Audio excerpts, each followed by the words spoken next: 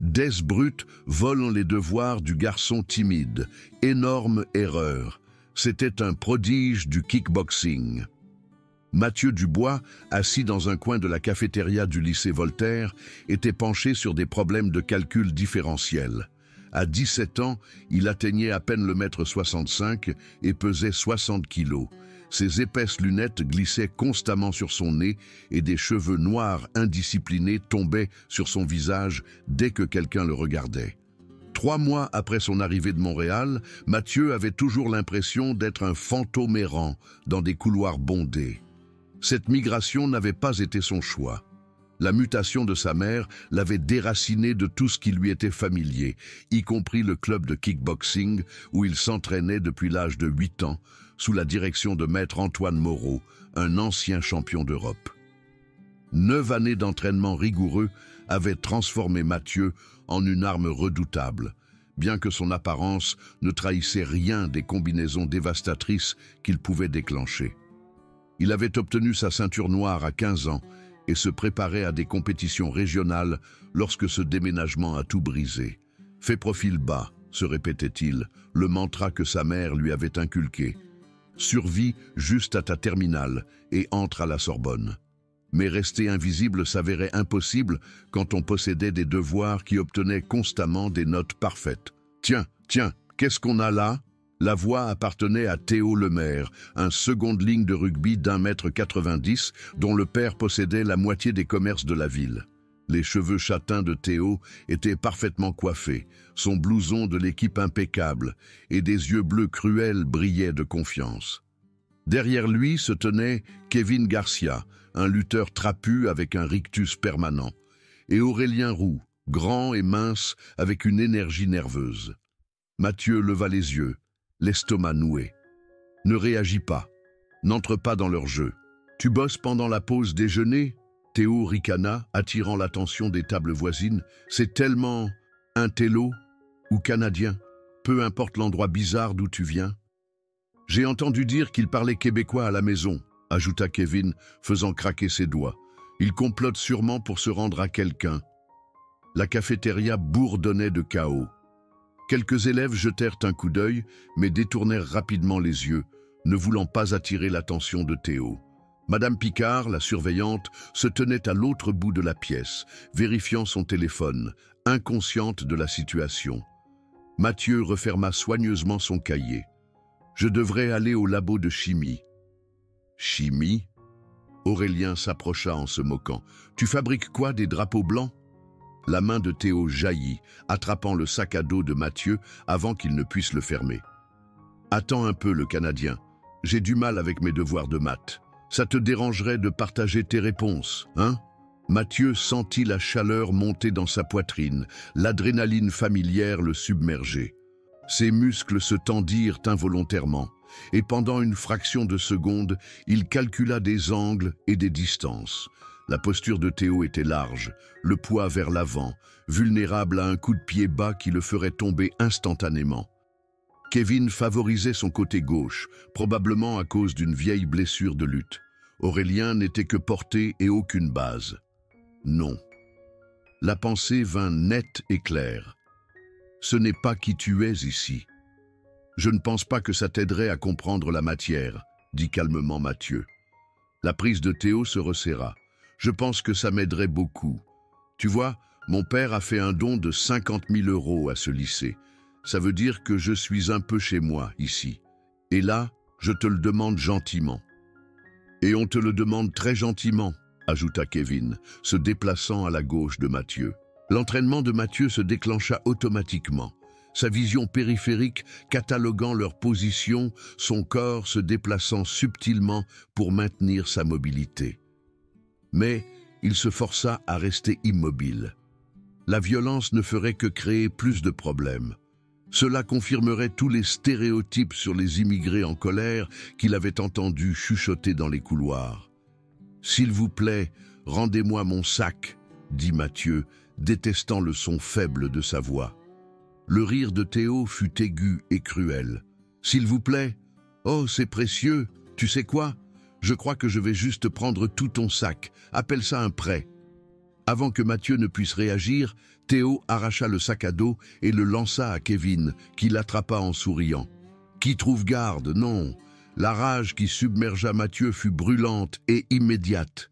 9 années d'entraînement lui avaient appris à canaliser la colère en une action précise et dévastatrice.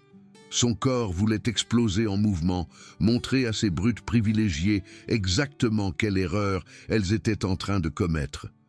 Au lieu de cela, il resta figé, regardant toute sa vie académique disparaître. « Il y a tous mes devoirs pour la semaine », murmura Mathieu. « Alors tu ferais mieux de commencer à en refaire des copies, » rit Aurélien.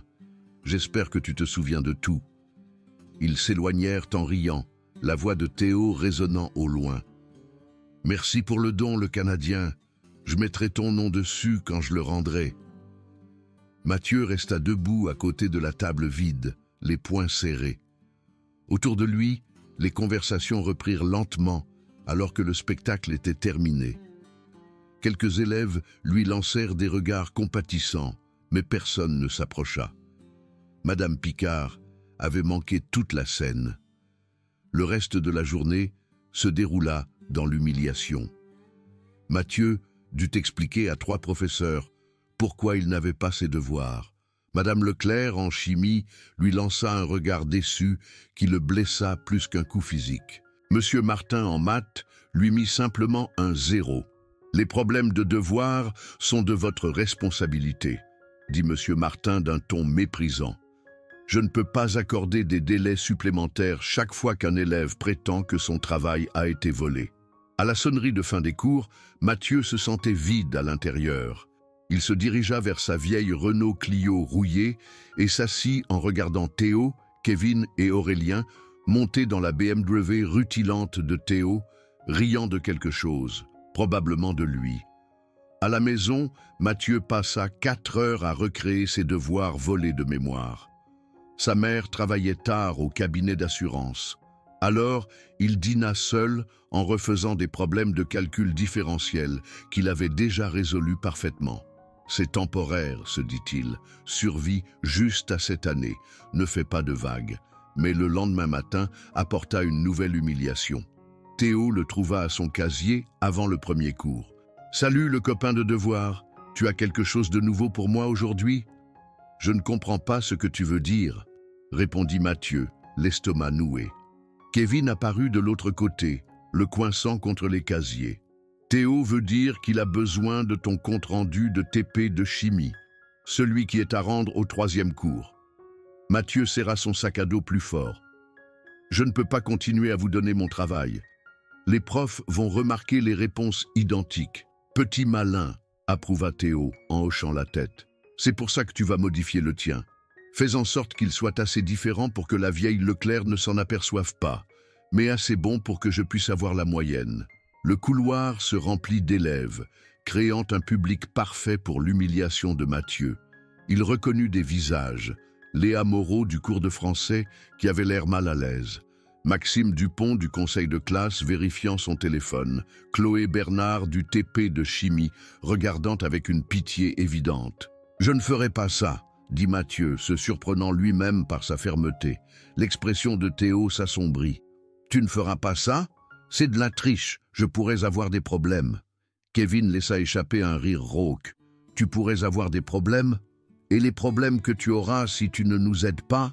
Aurélien se rapprocha, complétant le triangle qui piégeait Mathieu contre son casier. « Tu vois, on en a parlé, et on pense que tu nous dois quelque chose, pour te laisser traîner dans notre cafétéria, pour te laisser aller dans notre lycée. C'est une sorte de droit de protection. » Droit de protection. Les mots frappèrent Mathieu comme un coup physique. Il avait entendu des mots similaires à Montréal de la part de voyous de rue qui essayaient d'extorquer de l'argent au club de Maître Moreau. Il se souvenait de la façon dont son professeur les avait traités, rapide, décisif, complètement sans pitié. Mais ce n'était pas Montréal et il n'était pas Maître Moreau. « J'ai besoin de mon compte-rendu de TP pour le cours », dit faiblement Mathieu. « Alors tu ferais mieux d'en faire 2 copies, répondit Théo. Une pour toi, une pour moi. À rendre demain matin, sinon on commencera à prendre plus que juste tes devoirs. » Ils s'éloignèrent, laissant Mathieu entouré d'élèves qui se dispersèrent rapidement une fois le spectacle terminé. Il resta là, se sentant plus petit que jamais, le poids de sa connaissance secrète lui donnant l'impression d'être un imposteur. À quoi bon être capable de se battre s'il avait trop peur d'utiliser ses compétences quand il en avait besoin? Ce schéma se poursuivit pendant 2 semaines. Les exigences de Théo passèrent des devoirs au compte-rendu de TP, puis à des projets entiers. Mathieu se retrouva à faire double travail tous les soirs, créant des devoirs pour lui-même et des versions modifiées pour son bourreau. Ses notes commencèrent à baisser à mesure que l'épuisement se faisait sentir. Des cernes apparurent sous ses yeux et sa mère remarqua son silence croissant. « Tout va bien à l'école, mon petit ?» lui demanda-t-elle un soir. « Ça va, maman. Je m'adapte juste aux programmes différents. » Elle étudia son visage avec une attention aiguë. « Tu me dirais si quelqu'un t'embêtait ?» Mathieu força un sourire. « Bien sûr, tout va bien. » Mais tout était loin d'aller bien. Théo avait commencé à exiger de l'argent en plus des devoirs, affirmant que Mathieu devait contribuer à l'esprit de l'école en finançant les soirées de l'équipe de rugby. Kevin commença à le bousculer dans les couloirs en voyant Mathieu tituber contre les murs tout en prétendant que c'était accidentel. Aurélien saisissait toutes les occasions pour se moquer de son accent devant les filles. Le point de rupture survint un vendredi après-midi à la fin du mois d'octobre. Mathieu était resté après les cours pour repasser un contrôle de chimie qu'il avait raté. Un résultat direct de l'épuisement causé par le fait de faire les devoirs de Théo en plus des siens. Alors qu'il traversait le parking presque vide, il entendit des voix familières derrière le gymnase. « Je n'arrive pas à croire que tu as vraiment pensé que ça marcherait, » disait Théo. « Tu as vu sa tête quand je lui ai dit que son accent le faisait ressembler à un personnage de dessin animé ?» Mathieu aurait dû continuer son chemin. Au lieu de cela, quelque chose le poussa à se rapprocher du mur de briques et à écouter. « Le meilleur, c'est qu'il encaisse juste, » riait Kevin. « Ma petite sœur a plus de cran que ce gamin. » « Je me sens presque mal pour lui, » ajouta Aurélien, bien que son ton suggérait le contraire. « Ne deviens pas mou maintenant. » La voix de Théo était claire et autoritaire. « Ce ne sont que des affaires. Ses devoirs font remonter ma moyenne, et son argent de poche finance nos week-ends.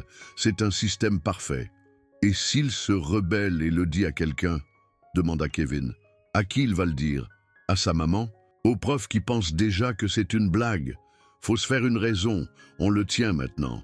Et le plus beau, c'est qu'il se le fait tout seul. Chaque fois qu'il nous donne son travail, chaque fois qu'il paie sans se défendre, il prouve qu'il mérite ce traitement. » Mathieu sentit quelque chose de froid s'installer dans son estomac. Il se colla davantage au mur, ayant besoin d'en entendre plus. « Tu penses qu'il va continuer à payer ?» Aurélien semblait inquiet. Le rire de Théo était cruel et confiant. « Sinon, on devient créatif. Peut-être qu'on commence à s'en prendre à son casier. Peut-être qu'on le suit jusqu'à chez lui et qu'on se présente à sa maman. Peut-être qu'on fait courir des rumeurs sur les raisons pour lesquelles un gamin de 17 ans déménage seul dans un nouveau pays avec juste sa mère. » L'implication frappa Mathieu comme un coup physique. Il ne le visait pas seulement lui. Il menaçait sa mère, la seule personne qui avait tout sacrifié pour lui donner des opportunités en France. « En plus, » continua Théo, « je me disais qu'il fallait qu'on étende nos activités. Il y a d'autres gamins dans ce lycée qui pourraient avoir besoin d'un peu de conseils. Ce mec bizarre d'origine asiatique en anglais, la grosse qui déjeune toute seule, peut être des étudiants en échange. Mathieu, c'est juste notre entraînement. D'autres gamins. » Les mots résonnèrent dans l'esprit de Mathieu alors qu'il reculait lentement. Théo ne le harcelait pas seulement lui. Il prévoyait de terroriser systématiquement quiconque il percevait comme faible ou différent. Et la soumission de Mathieu l'encourageait, prouvant que le système fonctionnait. Cette nuit-là, Mathieu était allongé dans son lit étroit, fixant le plafond, tandis que la pluie tambourinait contre sa fenêtre. Son corps était douloureux à cause de la tension inexprimée, 9 années d'entraînement réclamant une libération. À Montréal, il se préparait pour son premier combat professionnel. Maître Moreau l'avait qualifié de prodige, un talent naturel qui combinait la précision technique avec une puissance dévastatrice. La différence entre un artiste martial et une brute. Maître Moreau lui avait dit d'innombrables fois, c'est qu'un artiste martial protège les innocents. Il ne cherche pas le conflit, mais lorsque le conflit le trouve, il y met fin rapidement et de manière décisive. S'éloigner d'un combat que tu peux gagner est sagesse. Laisser le mal s'épanouir parce que tu as peur est lâcheté. Mathieu se retourna et regarda la petite photo encadrée sur sa table de chevet. Lui et Maître Moreau, après sa cérémonie de ceinture noire, tous deux souriant largement. Il avait été si fier ce jour-là, si certain de sa place dans le monde. Que penserait Maître Moreau de moi maintenant? La question lui brûla la poitrine. Que dirait-il d'un élève qui laisse les brutes agir en toute impunité parce qu'il a peur des conséquences? Mais il ne s'agissait plus seulement de lui. Théo avait clairement indiqué que d'autres élèves souffriraient si Mathieu continuait à faire preuve de faiblesse. Chaque jour où il se soumettait à leurs exigences, il permettait leur expansion vers de nouvelles cibles. Le lundi suivant apporta une opportunité de rédemption que Mathieu faillit manquer. Il se rendait à la cantine lorsqu'il entendit des voix familières venant du couloir près des labos de sciences. Se déplaçant silencieusement, il tourna au coin pour voir Théo, Kevin et Aurélien entourant une petite fille de seconde appelée Emma Rodriguez. Elle mesurait à peine 1,50 m, avec des lunettes surdimensionnées et un bégaiement qui faisait d'elle une cible facile. « On demande juste une petite contribution à l'esprit de l'école », disait Théo du même ton qu'il avait utilisé avec Mathieu.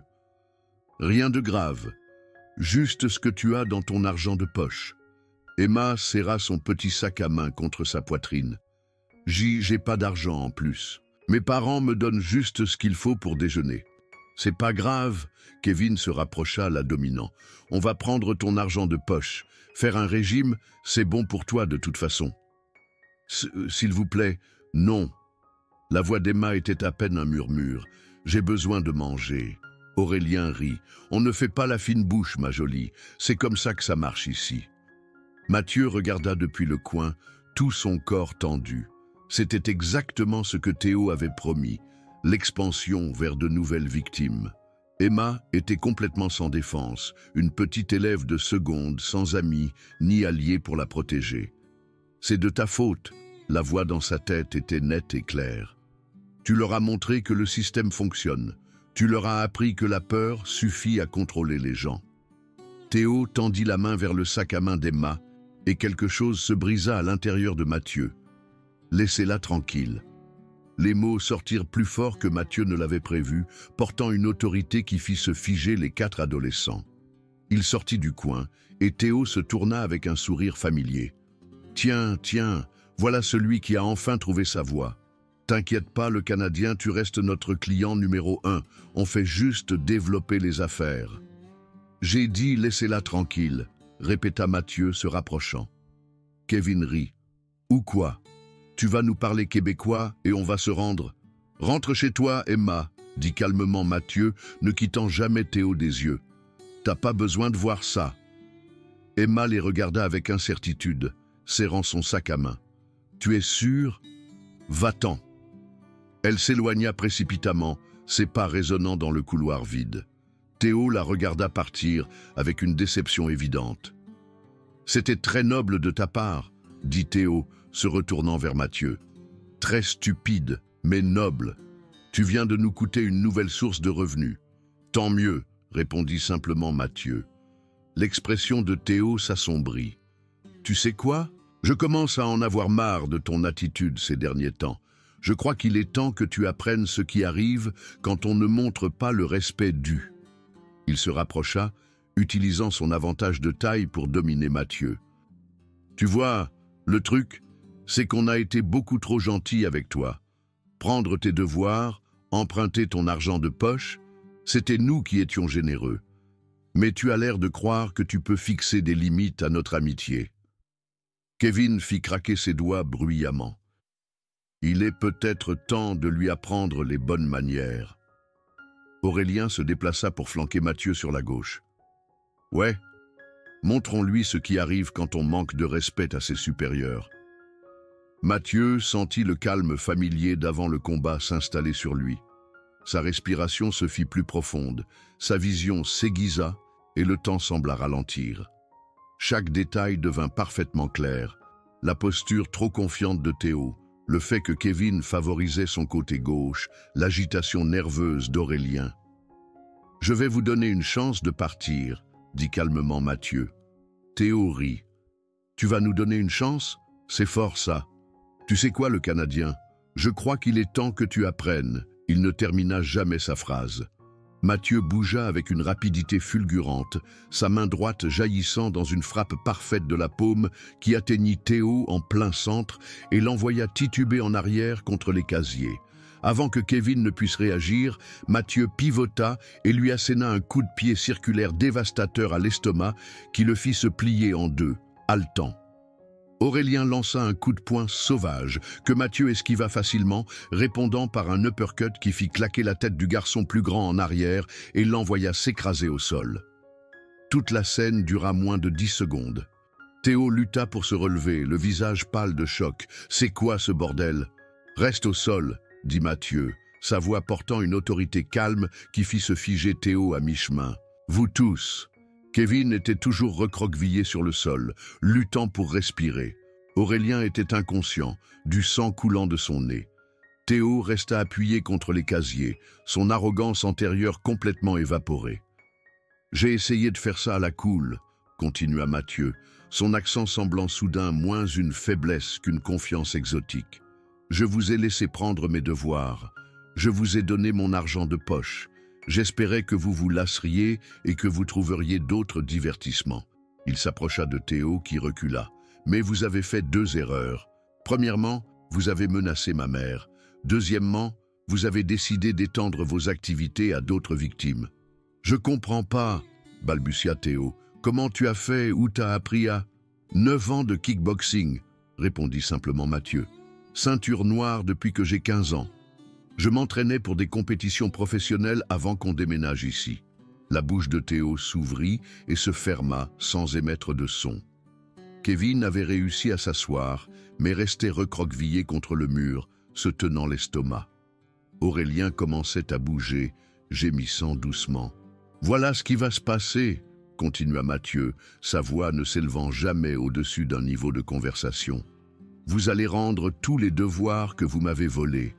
Vous allez rembourser chaque euro que vous m'avez extorqué, et vous allez me laisser tranquille à partir de maintenant. »« Tu peux pas juste... » commença Théo. « J'ai pas fini. » Les mots coupèrent la protestation de Théo comme une lame. « Plus important encore, vous allez laisser tous les autres élèves de ce lycée tranquilles. Emma Rodriguez, le type asiatique en anglais, la fille qui déjeune toute seule, tous. Si j'entends parler de vous qui embêtez qui que ce soit, on aura une autre conversation. » Le visage de Théo devint rouge. « Tu crois que tu peux me menacer? Mon père possède la moitié de cette ville. Je peux faire de ta vie un enfer. » Mathieu sourit, et pour la première fois depuis son arrivée au lycée Voltaire, c'était un sourire complètement authentique. « Ton père possède la moitié de cette ville. Ma mère est avocate spécialisée dans les affaires de discrimination. Tu veux comparer nos ressources juridiques ?» Le mensonge sortit facilement, né du désespoir et prononcé avec une confiance totale. L'expression de Théo passa de la colère à l'incertitude. « Mais c'est pas vraiment la question, » continua Mathieu. « La question, c'est que vous agissiez en partant du principe que j'étais faible parce que j'ai choisi de ne pas me défendre. C'était une erreur. Je suis pas faible, j'étais miséricordieux. » Kevin trouva enfin sa voix. « C'est pas fini. » Mathieu se tourna pour le regarder, et Kevin se recula immédiatement contre le mur. « Si, c'est fini. À moins que vous décidiez que ce ne soit pas fini, si vous décidez de riposter ou de continuer à cibler d'autres élèves, alors j'arrête d'être miséricordieux. Et croyez-moi, vous ne voulez pas voir à quoi je ressemble quand je ne suis pas miséricordieux. » Aurélien avait réussi à s'asseoir, touchant son nez avec précaution. « Tu nous as frappés par surprise. Je me suis défendu contre 3 agresseurs qui me menaçaient, » corrigea Mathieu. Et j'ai fait preuve d'une retenue considérable. Vous êtes tous les trois encore conscients et mobiles. C'était un choix, pas un accident. Il regarda les trois brutes, notant leurs expressions choquées et leur posture défensive. Soyons très clairs sur quelque chose. J'ai passé 9 ans à apprendre à me battre non pas parce que je voulais blesser les gens, mais parce que je voulais me protéger et protéger les autres. Vous avez confondu gentillesse avec faiblesse, miséricorde avec lâcheté. Théo lutta pour se remettre sur pied, utilisant les casiers comme support. Les gens vont entendre parler de ça. Tout le monde va savoir que tu nous as attaqués. Tant mieux, répondit Mathieu. Qu'il le sache. Qu'il sache que Mathieu Dubois s'est défendu lorsqu'il était acculé. Qu'il sache qu'il a protégé une élève de seconde des brutes. Qu'il sache que le garçon timide de Montréal n'est pas aussi impuissant qu'il n'y paraît. Il recula, leur donnant de l'espace pour partir. Mais qu'ils sachent aussi que je ne me bats que quand je dois le faire. Je ne cherche pas les ennuis et je n'attaque pas les gens qui me laissent tranquille. Kevin et Aurélien s'aidèrent à se relever, se déplaçant tous les deux avec précaution. Théo redressa sa veste avec autant de dignité qu'il put en rassembler. « C'est pas fini », répéta Théo, mais sa voix manquait de conviction. « Si, c'est fini », dit simplement Mathieu. « À moins que vous ne décidiez que ce ne soit pas fini. C'est votre choix. » Ils s'éloignèrent, Kevin et Aurélien se soutenant mutuellement, tandis que Théo traînait derrière, son arrogance antérieure complètement disparue. Mathieu resta dans le couloir vide, l'adrénaline s'estompant lentement de son système. Maître Moreau serait fier, pensa-t-il. Pas de la bagarre, mais de la protection. D'avoir défendu quelqu'un qui ne pouvait pas se protéger. Le lendemain apporta une transformation que Mathieu n'avait pas prévue. La nouvelle s'était répandue rapidement dans le réseau de commérage du lycée Voltaire, bien que l'histoire ait évolué en étant racontée. Certaines versions prétendaient que Mathieu avait vaincu à lui seul 5 joueurs de rugby. D'autres affirmaient qu'il était un ancien enfant soldat du Québec déchiré par la guerre. Quelques âmes créatives insistaient sur le fait qu'il était en réalité un agent secret de la DGSE se faisant passer pour un lycéen. La vérité était plus simple, mais non moins efficace. Théo, Kevin et Aurélien avaient clairement fait passer le mot que le garçon étranger timide ne devait pas être embêté. Plus important encore, ils étaient visiblement absents de leurs activités de harcèlement habituelles. Mathieu trouva Emma Rodriguez qui l'attendait près de son casier avant le premier cours. « Je voulais te remercier », dit-elle calmement, son bégaiement complètement disparu. « Pour hier. Théo et ses amis me prenaient mon argent de poche depuis 2 semaines. »« Tu n'as pas besoin de me remercier », répondit Mathieu, ramassant ses livres. « Juste, s'il t'embête encore, dis-le à quelqu'un. Ne souffre pas en silence. » Emma hocha la tête avec sérieux. « Je le ferai. Et si tu as besoin de quelqu'un pour confirmer ton histoire, j'étais là, j'ai tout vu. » D'autres élèves s'approchèrent tout au long de la journée avec une gratitude similaire. Maxime Dupont du conseil de classe le prit à part entre les cours pour lui serrer la main. Chloé Bernard du TP de chimie l'invita à s'asseoir avec son groupe à la cantine. Même certains joueurs de rugby qui l'avaient précédemment ignoré hochèrent la tête respectueusement dans les couloirs. Mais le changement le plus significatif vint de Théo lui-même. Mathieu quittait la bibliothèque après les cours lorsque Théo apparut à ses côtés, marchant rapidement pour suivre son rythme. « Je dois te parler », dit Théo sans préambule. Mathieu ralentit mais ne s'arrêta pas. « Je t'écoute. »« Écoute, ce qui s'est passé hier, c'était pas censé se passer comme ça.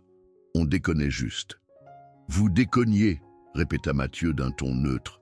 Le visage de Théo devint rouge. « Ok, d'accord, on était des connards. Mais faut comprendre, c'est comme ça que ça marche ici.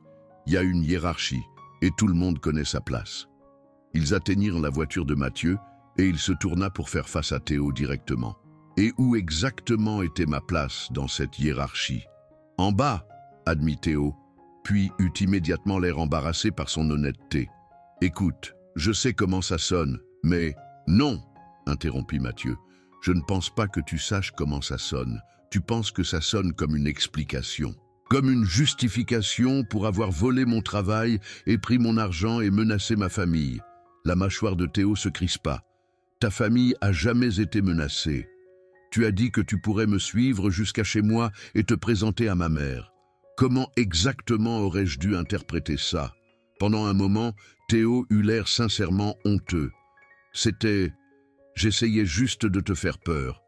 Mission accomplie, dit sèchement Mathieu. Tu as fait peur à un gamin de 17 ans qui voulait juste finir le lycée tranquillement et entrer à la fac. Ils restèrent silencieux pendant plusieurs secondes, le soleil de fin d'après-midi projetant de longues ombres sur le parking. Théo se déplaça inconfortablement, luttant clairement avec quelque chose. « Mon père va entendre parler de ça, dit-il finalement. Que tu t'es défendu, il va pas être content. »« C'est une menace ?»« Non, dit rapidement Théo. C'est un avertissement. Mon père, il aime pas quand les gens montrent pas le respect dû à notre famille.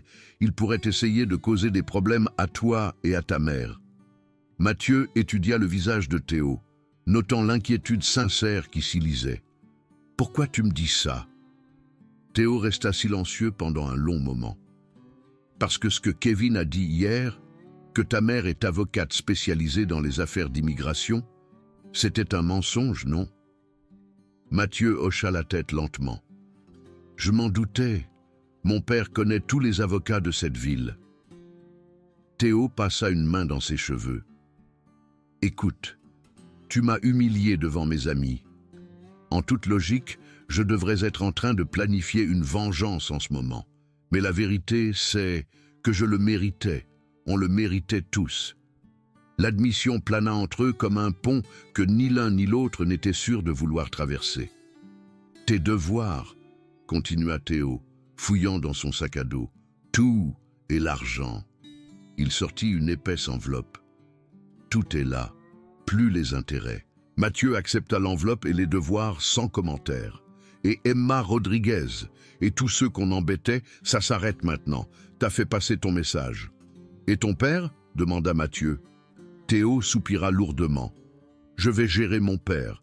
Je lui dirai que c'était un malentendu qui a pris des proportions démesurées. Il aboie plus qu'il ne mord de toute façon. Il aime surtout que les gens pensent qu'il a des relations. » Ils se tenaient face à face, d'anciens adversaires essayant de naviguer en territoire inconnu. « Pour ce que ça vaut, » dit calmement Théo, « je suis désolé. Pas seulement pour hier, mais pour tout ça.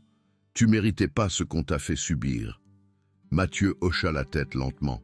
« Excuse acceptée. » Théo commença à s'éloigner, puis se retourna.